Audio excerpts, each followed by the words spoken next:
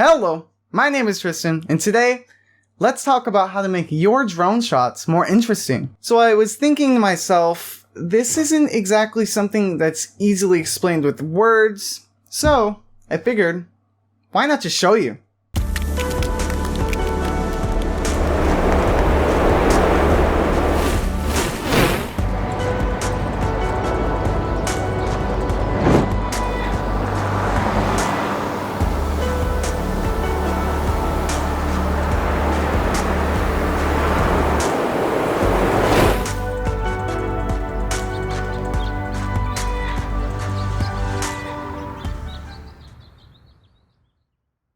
Okay, I hope you enjoyed that short little video. Now, let's learn how to do it. So I am in Adobe After Effects right now with my 4 clips lined out. And I know that might be a little intimidating for some of you to do this in After Effects, but hear me out. You don't have to do this in After Effects. You can do most of this stuff in pretty much any editing software. The one thing that I like about After Effects, well actually 2 things, is in the graph, I have a lot more control and it's easier for me to understand than it is in Premiere. I also have a lot of access and controls with motion blur. So motion blur over here, if I drag it on this clip, I have all of these things up here that I can work with. Whereas in Premiere, the only thing I think I can use is the shutter angle and then the override shutter angle, I think, in like composite shutter angle, stuff like that. There's a lot more stuff here in After Effects. So now let's start working on this video. First thing I want to do is line up all my transitions and just get all the clips ready to start editing with. So first things first is I'm going to go to about here because I know this is going to be my first transition. So I'm going to press Ctrl+Shift+D, and what that does is it splits the clips up like this, and then I can trim it to be what I'd like it to be. So right here, I'm going to trim it to about there.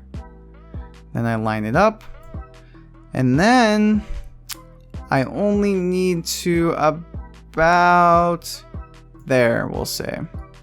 Probably won't use that much, but just in case. So the next clip is this. So this clip really, I don't need to trim at all. The next one, line it up. This one I also don't need to trim at all. So this clip right here, I do want to trim, but I'm not going to trim it here. I'm going to trim it when I have all the sound in here because I want to trim it to the music. So first things first is we want to get the time ramping figured out because that's a big part with this clip specifically. So I'm going to right click on it and I'm going to go up to time and then enable time ramping. You can also press Ctrl+Alt+T. So now we have this graph. I'm going to go to about here. Actually, no, I'll go to about there and I'm going to put my first keyframe. I'm going to go a little bit farther in, probably about here. Put another one. Come to about here. Ish, right here, put another one, and then I really don't have to worry about keyframes. So now I have these keyframes laid out. I'm going to go in here and slightly adjust them to create the proper effect that I'm looking for with the time ramp. So I want this clip to start off kind of slow and then immediately gain some speed. Think about there, looks fine. You can't really see what's going on because this is After Effects, so it renders a little differently than Premiere, so just bear with me. Okay, now I have this basic idea of what I'm going to be looking at with the time ramp, and it looks like this. So now we're going to be doing the part that's making this clip interesting. We are going to be adding movement to it. So to do that, we go over here to our transform properties. And we're going to be working with scale, rotation, and position. And I'm just going to first start off by placing a few keyframes at the start. Okay, so now I have all my keyframes laid out. And it looks a little confusing, I understand that. But when you're doing this, you want to basically look for what way the drone is moving and how to make it naturally flow with that footage. So right about here is when the rotation is kind of reaching the center in the middle of the full rotation. So what I'm going to do is go to rotation and type in -4. This is just a number that I've already worked around and figured out what works for my clip specifically. For you, it might be something different. Now I see that I have these black parts of the clip where there is no video. To fix that, we just simply have to drag the scale option up to about there until we see that there is no black. So now we already have a little bit more movement in our clip. And I'm noticing I think that there should be a little more rotation. So I'm going to go back to rotation and I'm actually going to go to, I'm going to say 10 degrees. And then we can just simply go back to scale and do the same process. So now I'm going to go to my position and try to just mess around with this until I see that I think it works for me. So I'm going to move this to about here. So I see that there are some black spots right up here when I do this. So now to fix that, I can just create another keyframe and have that scaling stay there. And now we don't have any black spots. So we have our 3 attributes done for this one specific part. So now I want to focus on this part right here where the drone is looking up. I want to exaggerate that movement. So I'm going to go to put my position and I'm going to make a keyframe here. Then I can raise this to about here and then also go to scale. And I want there to be, once again, be no black boxes.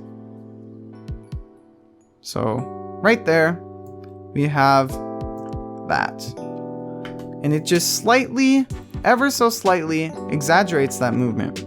There's a lot of jumps and jitters. So what I can do is select these 3 clips and then just drag my mouse over it to select all of it. And I click this button down here called the Easy Ease. So what it's going to do is it's going to smooth out these transitions and movements that we have in our clip. So now I think I've kind of gotten to a point where we still see a little bit of choppy movements, and that's just because the speed ramp is there and it's exaggerating any movements that we have. But for what we have right now and for the sake of this video, it looks pretty good. So the next step is to go and add some motion blur. I've already done it. You go up to your effects and presets tab and you just type in motion blur and you select CC Force Motion Blur. So I'm going to add a few more motion samples in, and that's just because it's going to make it a smoother motion blur and not as harsh. And then I'm going to have my shutter angle be at about just, we'll say 180. I think 180 works. It's the default and it works for me. Okay, so now our clip is pretty much done and we can move on to the next clip. So my idea for this transition right here is to have it zoom in on the sun and then zoom out on the next clip. So to do that, I'm gonna go to about here where we have these keyframes, and that's where it starts. And then over here is where I want it to end. So I can zoom in a lot, go up. I want this sun to cover the entire frame. And then next, I'm going to go to the graph editor again.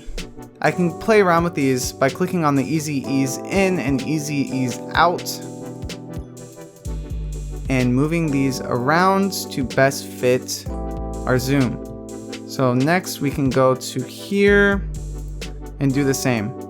But the way that position works, you can't mess around with the graph in the same way. So to fix that, I'm just gonna move these over. We are left with that. Okay, so right here, I am done with this clip.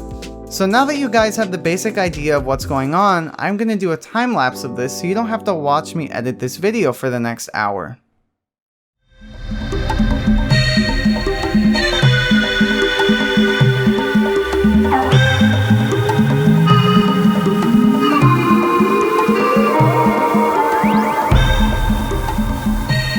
Okay, quick update. So I finished the transition in pretty much the second clip, and it kind of looks like this. So it transitions into the next clip and it moves around. It's still not completely done. I have to finish some of the scale, position, and rotation things to make them more seamless and more smooth. So that's just something with the graph. So other than that, I'm going to start working on these next few clips. That means we got to have, you guessed it, another time lapse.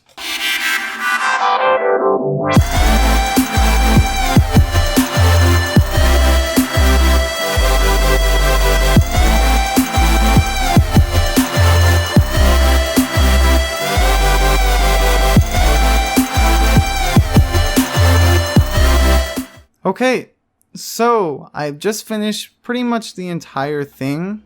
The last thing I have to do is make it so this transition from when it goes from here to the next clip, I have to fix that with a bit of time ramping. But I don't want to disturb the keyframes I've already laid out. So to do that, I can select both clips. I already did that.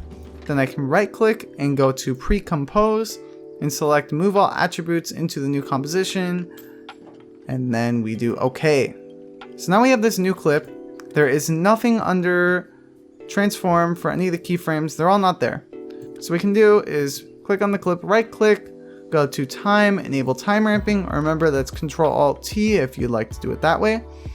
And we can start doing the same thing we did before, but with this clip.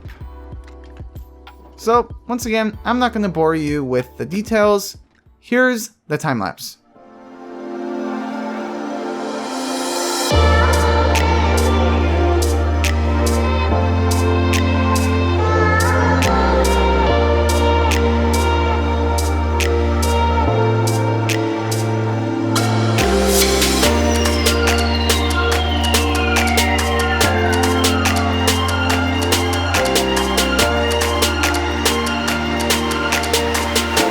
So, as you can see, I've finished the time ramp. Looks something like this. And as you could also see, it's not perfect. A lot of this video really isn't perfect yet. Editing like this is just a process. It's not something you can do and have it be done quick. It takes time, and you have to go back through and scan things and look at things multiple times. So, what I'm saying here is I'm gonna have to go through here and double check all of these keyframes and move things around, cut things until I think that it looks good. I'm also going to add some sound design and color grading, but I'm not gonna show you any of this because that's not the subject of this video. Once I'm done, it'll look something like this.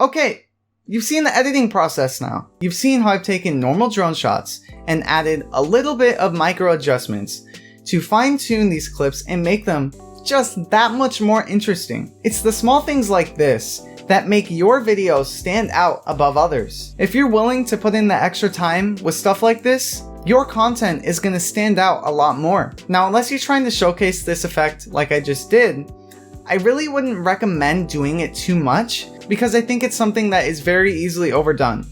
I also think that it only works on specific clips and specific transitions into other clips. But once you start practicing with this effect, you'll start to really understand what it works with and what it doesn't work with.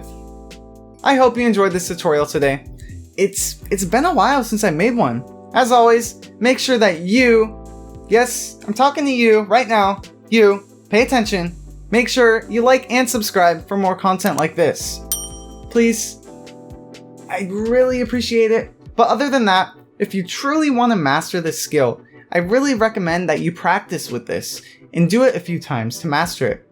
And that segues into the outro. Hope you have a great day. And as always, go out there and get creative. I'll see you later. Off.